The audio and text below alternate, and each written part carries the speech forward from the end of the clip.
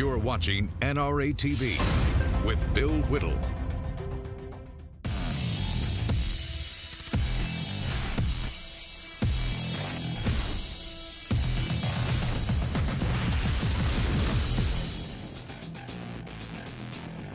I love my country. I've always loved my country, but I didn't know my country. And I get out and I go everywhere I can. But I met my country this weekend, the last 3 days. I met them in every color, every shape, and every race. They are so grateful. They are so courageous. They're amazing. And I want our country to come together. We saw that this weekend, and we have a loving nation. It is still here, and I want us to start loving each other. That's Kenny Vaughan, one of the most remarkable individuals that I've seen on television, and remarkable especially because he's such a regular guy. He's just a regular American, and that makes him really pretty extraordinary, certainly in my eyes and in the eyes of many people around the world. Hi, everybody. I'm Bill Whittle. This is the Hot Mic Show coming to you live from Los Angeles.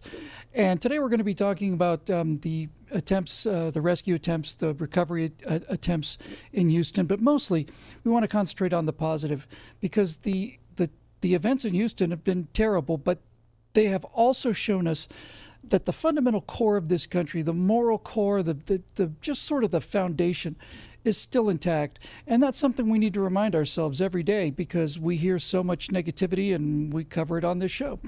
But it's good to know every now and then, when we really strip the paint off and you get down to the bare metal, that this country is still very sound, and it's sound because of people like Kenny Vaughan, and we'll be talking to him in just a few moments. Now, I'm going to get just the negative part of the show out of the way very quickly. It's very brief. But as usual, the mainstream media has been trying to hang this around Donald Trump's neck in some way or another.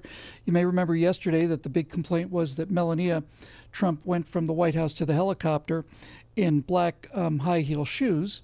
The press apparently having nothing else to complain about. I have a feeling that Melania Trump and Donald Trump are smart enough to know that you can, change shoes on an airplane. So there was that. Today, the criticism is that President Trump is being insufficiently compassionate. And what they're really trying to say about that is, when he's showing insufficient compassion, they mean that he's not showing us that he cares as much as he should. Now, of course, the master of this and the person who started this entire sort of emotional, clam bake was Bill Clinton. He was legendary for, "I feel your pain." Well, Mr. President, that's nice and everything. I don't need you to feel my pain, to be honest with you. That's what I have my mom for. What I want from a president is I want somebody to stop the pain. I want somebody who's going to get out there and do what they need to do in order to stop the pain. I'm not much interested in you feeling the pain. And so the mainstream media, again, is trying to say, well, President Trump should have been more compassionate. What does that mean? What does it mean? Would they feel happier if he were to stand there and cry, and the governor cry, and the police chiefs all cry, and everybody cried? Would that make it a better situation? Or would you rather have people who are out there trying to get things done and try to get people saved and back on their feet? Enough of the negativity for today. Today's a real positive show, and it's one we really, really do need to hear. Listen, the disaster at Houston is an enormous catastrophe. It may be one of the 3 biggest natural catastrophes in the history of this country. It is a gigantic, gigantic mess, and it covers a very wide area and affects a lot of people. But the situation in Houston has also served a very positive purpose, and what it's done is it's served to remind us of who we really are as people and as a nation when the chips are down. Anybody can argue and complain and, sort of whine about things when things are good, and things are good in this country pretty much all the time. But when things go south, interesting choice of words there, actually. When things go south, we get a chance to see what we're really made of. Sometimes in cities we see riots, and sometimes other places we see riots and disturbances. Sometimes we see heroism in the city, sometimes we see heroism in the country, and that's what we get to find out, what we're really made of. So before we bring in the really remarkable Kenny Vaughan, I would first like to just point out the incredible work that the first responders have been doing. The people who do this job for a living have enormous personal, physical courage. So there's that. I mean, it's just their job full-time is to go into very dangerous places and help people who can't get out of very dangerous places. So there's the the physical courage.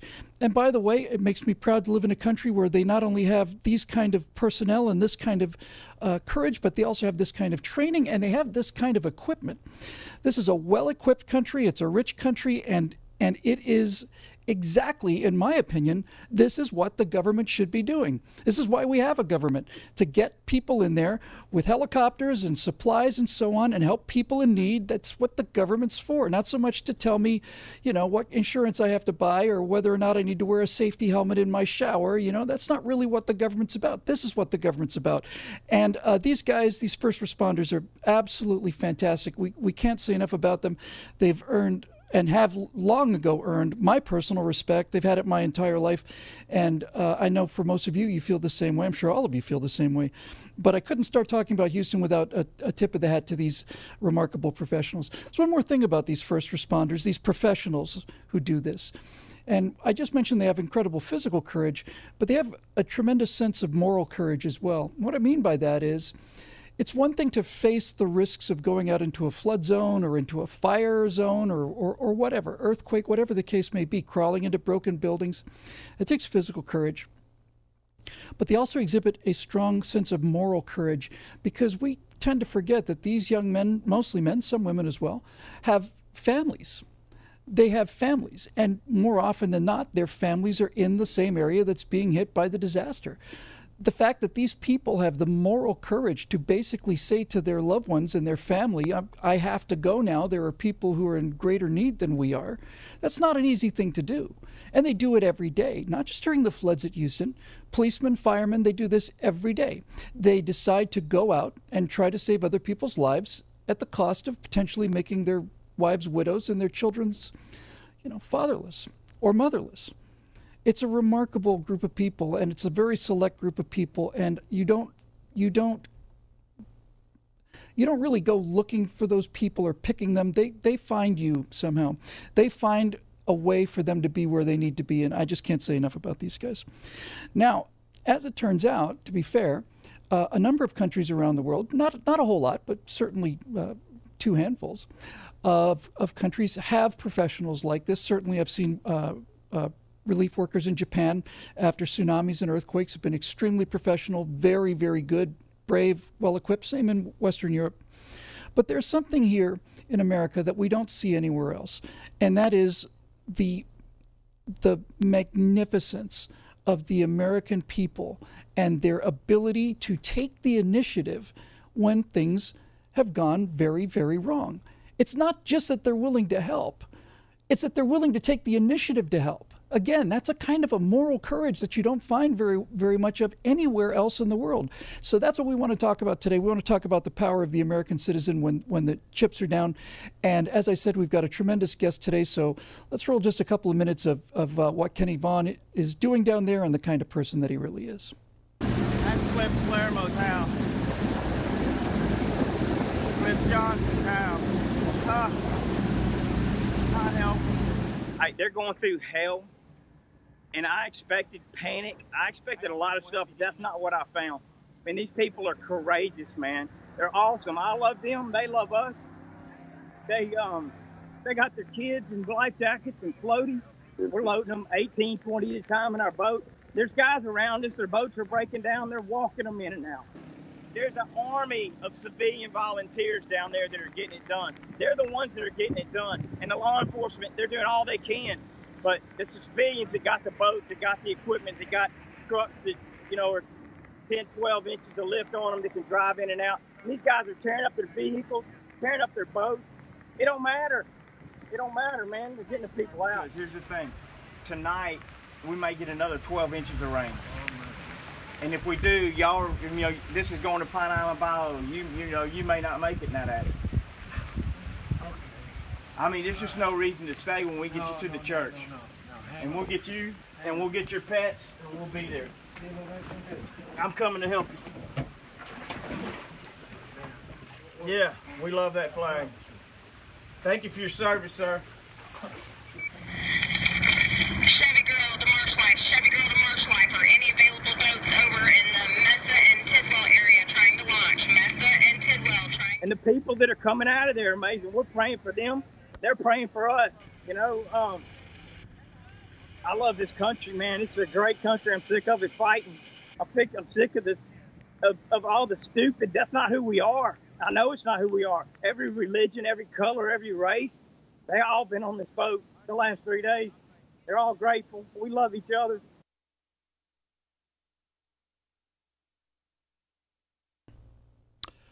Ladies and gentlemen, it is a great honor for me to have Kenny Vaughan here.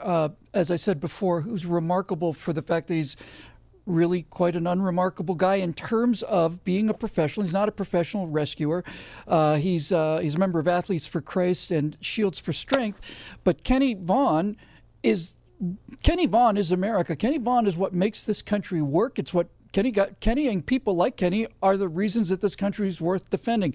Kenny, it's a real honor and a pleasure to have you on the show today. And one of the things I'd like to start off with was during the video we just saw, you made a point that I think is really important and that needs to be stressed. You said you didn't see anybody panicking. And some of the video pictures we saw while we were listening to you would be an elderly lady in a boat, but other people on the boat were smiling and patting her hand. Everybody is taking this just in exemplary fashion, I think.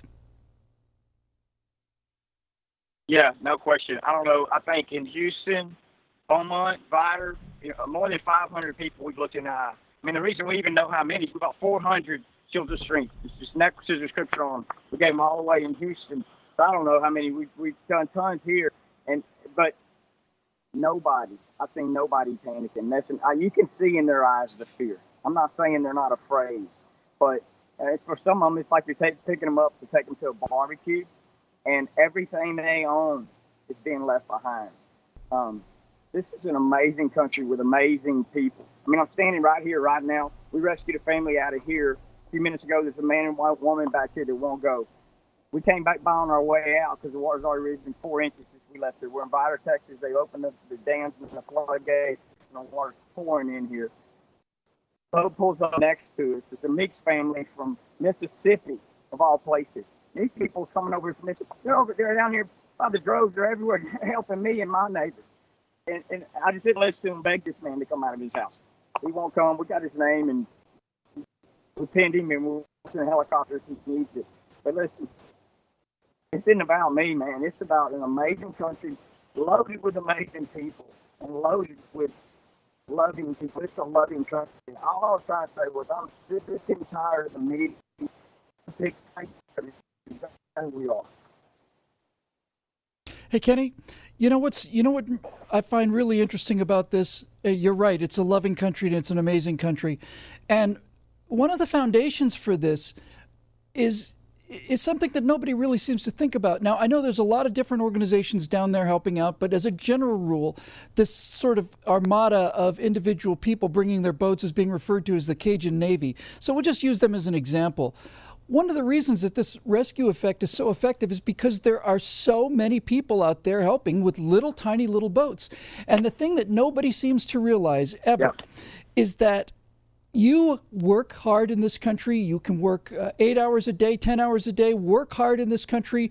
Some of it's dirty work, some of it's unpleasant work. But if you work hard enough and you keep at it, then over time, you can save enough money to buy a truck and buy a boat.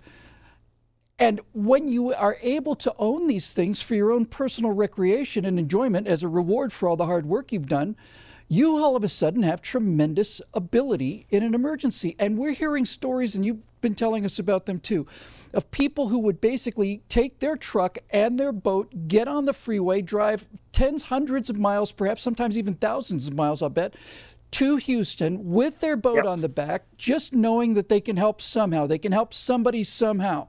And that ownership of these boats and things is a big part of why this is working, don't you think? Oh, there's no question. When we were heading over here this morning, I looked at Andrew and I said, man, this neck of the woods, we love hunting and we love fishing. Anything we can do to get out and go fishing, we're going to go. And so you see boats on the road all the time. But listen, every boat in this country, much they love hunting, they love fishing. What I'm trying to say is, look how much they love people. I mean, and not only will they drive across town, they'll drive from Mississippi, they'll drive from Florida. I got 2 guys left me this morning from Florida, Canada, California. It's amazing, man. I mean, it's Yeah, it is amazing. amazing country. They're amazing people that are loving. It really is. It's love. That's what Kenny, it's Love. Listen, love is not a feeling; it's a choice. you've absolutely got it.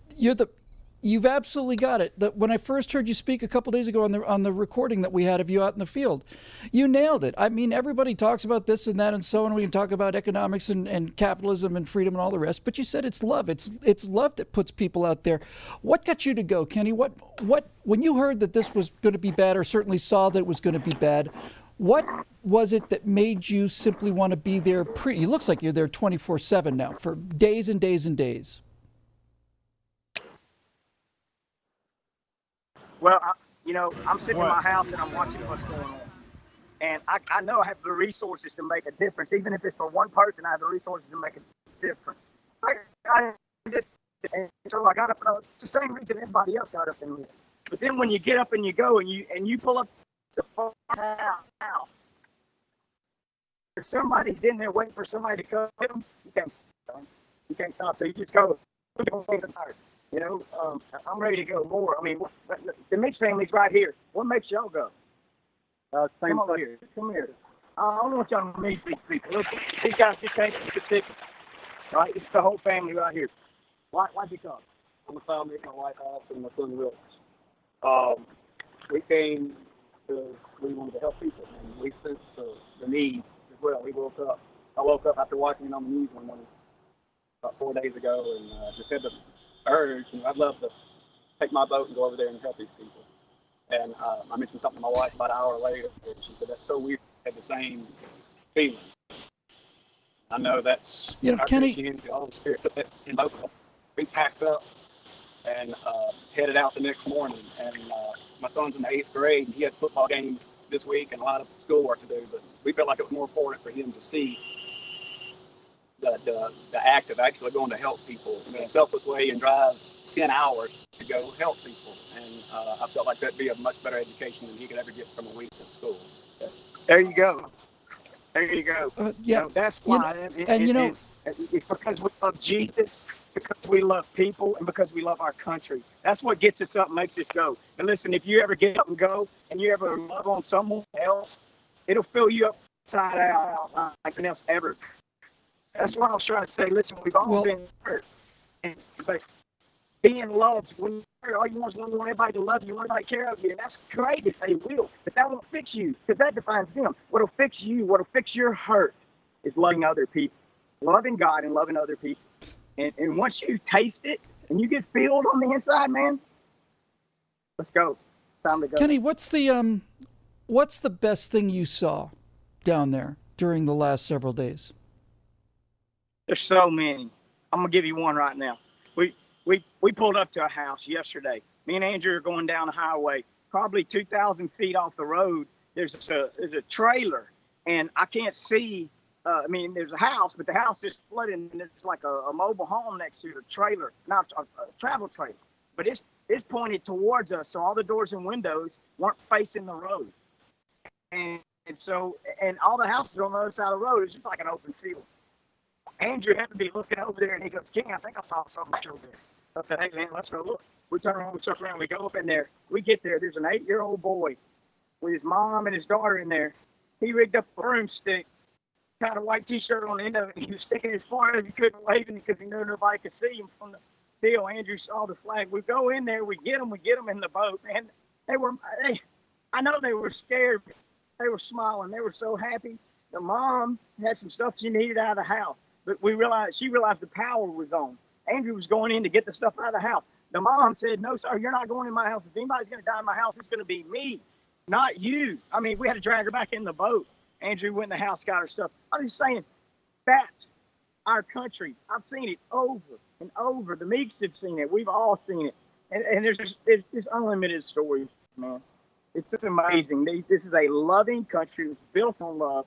Love will sustain it. And the only thing that can tear it down is fear and selfishness. That's it. That's the only thing. We just got to get back to loving. All I'm saying to the media, please stop instilling fear. Please stop enticing people and trying to just find anything you can. I love our president. I love our country. I love everybody in it. And it's time we all start loving. We met our country this weekend, and we're grateful for it. Yeah, and we're grateful for it, too. We're grateful to see the other people that are down there, and we're grateful for the fact that you thought you might save one life, and you did, and you probably saved a bunch more, too. Kenny, stick with us for just a couple minutes. We're going to take a quick break, and when I come back, I want to talk just a little bit with you about that divisiveness that you just mentioned that seems to be everywhere. So this is the Hot Mic Show. I'm Bill Whittle on NRA TV. We'll be right back.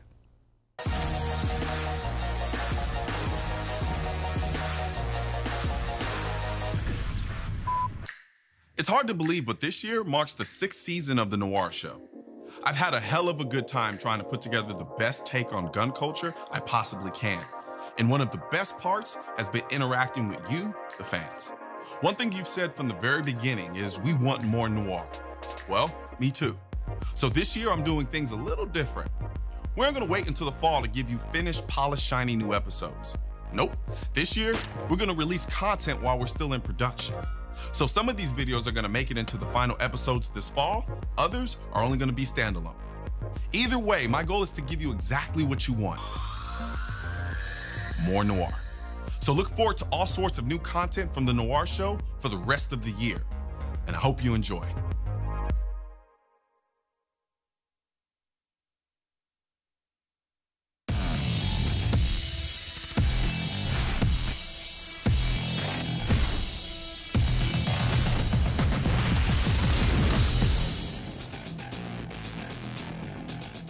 Hi, everybody. Welcome back to the Hot Mic Show. I'm Bill Whittle here on NRA TV, and it's a great honor for me to have Kenny Vaughan, who's been an absolute wonder, just like thousands and thousands of other people. That's the thing. It's not like Kenny went in there by himself and rescued everybody. Kenny is just a representative of everybody else who is down there working and taking risks and making a big effort and actually saving lives. As some other people down there from a long way away brought their boat, they're saving people's lives. Kenny, I got to ask you about this, and I have to tell you right off the bat, I don't want to bring it up because I think it's so disgraceful that I don't want to contaminate you with it, but I'm going to do it anyway. A couple days ago, a magazine in France called Charlie Hebdo came out, and there was a cartoon on the cover. This is the cover of the magazine. And it was high water, and coming out of the high water are a bunch of hands giving the Nazi salute. There are a bunch of Nazi flags that are half submerged in the water. And basically the headline says, God exists because he's drowning all of the Nazis in Texas.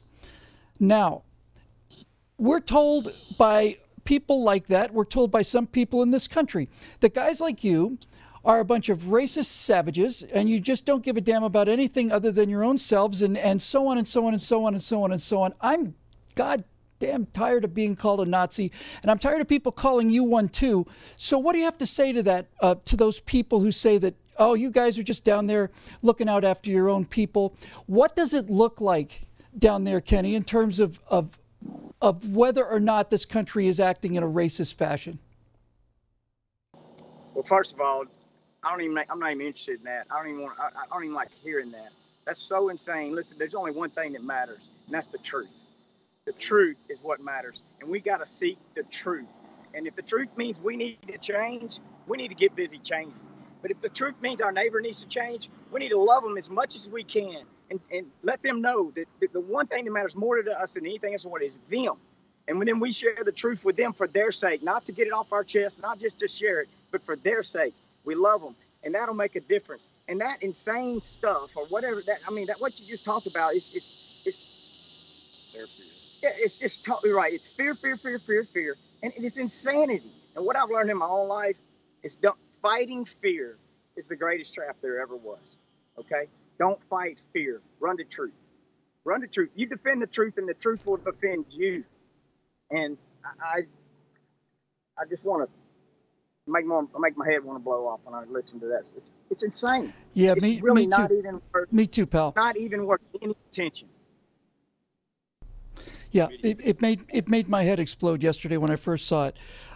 Kenny, I can't thank you enough for being on the show today. I know you got some more things to go out and do out there that you just consider part of being a good American citizen, and people like me and people around the world just know that you guys, all of you down there, are just regular, straight American heroes We're just really, really proud of all of you down there. Please pass that on for us, and thanks very much for being with us today. We know it's not over yet. Real quick, Kenny, last question, super fast. What do you need? What do you need, and what can people do? I said just very, very quickly, what do you need, and what can people do in the rest of the country? The heroes are here. They're here. It's getting done. The National Guard is here. The military is here. The Black Hawks flying all over the whole time we're here. The people here. There's two things we got left that we need, and our whole country needs this. We need prayer, and we need the media to stop it, to stop all of the insanity. We just need truth. That's all we need. Stop trying to bash people, smash people, tear down our president, the whole 9 yards. I am begging you, please stop. Please stop. Let this country be known for who it really is. We're seeing it. And if you watch the news and you watch these people, you'll know it and you'll be undeniable. Kenny, you're really a wonder. Thanks very much for being with us today. Ladies and gentlemen, when I asked him that last question about what do you need, I thought he was going to say we need sandbags or we need money, we need we need food, canned food, something like that. That certainly was the intention when I asked it. And so his answer basically blew me out of the water, although I'm not surprised by it. He said we need prayer, which is, whether you believe in God or not, is a sense of humility and a sense of there being things greater than you, and that the whole world doesn't revolve entirely around you all the time. So we need that as a country. And especially the second thing he said we need. He said, please, he said to the media, please, please stop. Please stop. So I don't care what you think about me. I don't care about Media Matters or anybody else that's watching me and is interested in seeing what I have to say and find little things to poke holes at. It's not about me, and it's not about anybody else on television. It's about the country. It's about the people in the country. So on behalf of the people of America, on behalf of all of the people of America, to you people in the mainstream media who have done nothing but try to divide this country along racial lines, class lines, sex lines, gender lines, all of it, please stop. Please, please stop. We're better than that, and we know it, and you know it too. So stop, okay? Please. That'll do it for the Hot Mike Show today. It'll do it for the Hot Mike Show this week. We will be back on Monday. I'm Bill Whittle, live from Los Angeles. Thanks very much for joining us, and you're watching NRA TV.